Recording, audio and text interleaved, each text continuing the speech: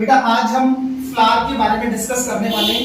Flower का longitudinal section जिसको LS कहते हैं। देखो किसी भी फ्लावर की अगर अपन बात करें तो फ्लावर के अंदर 4 वर्ल होते हैं, 4 चक्र होते हैं बेटा। सबसे आउटर मोस्ट वर्ल होगा कैलिक्स, सेकंड होगा कोरोला, थर्ड होगा एंड्रोशियम, फोर्थ होगा gynoecium.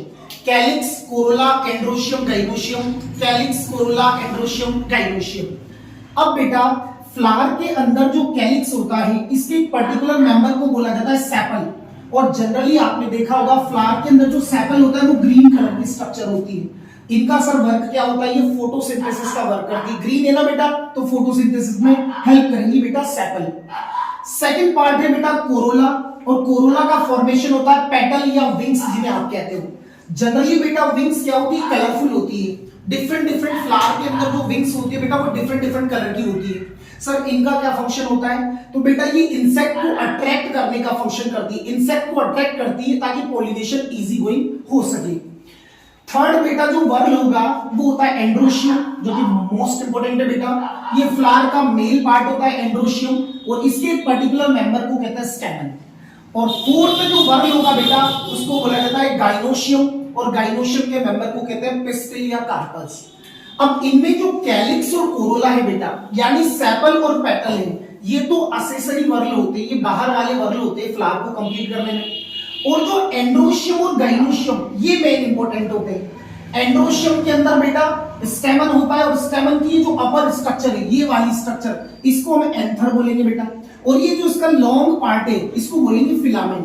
That means each स्टेमन is consist of anther and स्टेमन। और इसी बेटा एंथर के अंदर जो है पोलन ग्रेन बनते हैं। फ्लावर के अंदर पोलन ग्रेन एंथर के अंदर ही बनते हैं। और इसका सबसे जो इंटरनल वर्ल होता है बेटा जिसको बोला जाता है गाइनोशियम, और गाइनोशियम के एक मेंबर को हम पिस्टिल या कार्पल बोलते हैं।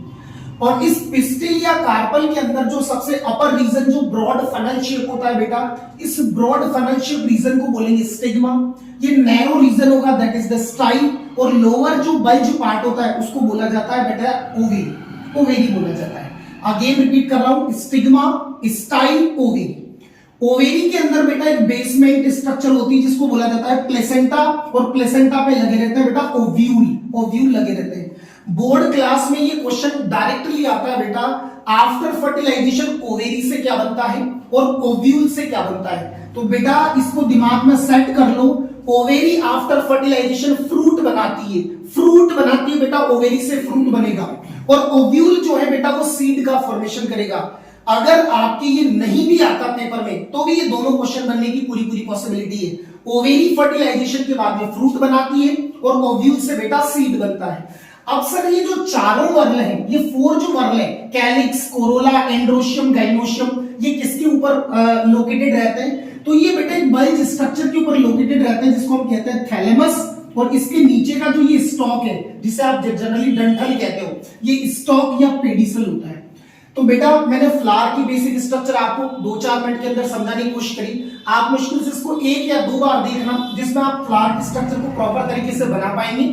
एक बार मैं रिपीट कर देता हूं, एलएस ऑफ फ्लावर। यहां भी गलती मत करना, ये ट्रांसफर सेक्शन नहीं है बेटा, लॉन्गिट्यूडिनल सेक्शन है। तो फ्लावर के 4 वर्ल होंगे। Outermost is the calyx, corolla, androecium, gynoecium.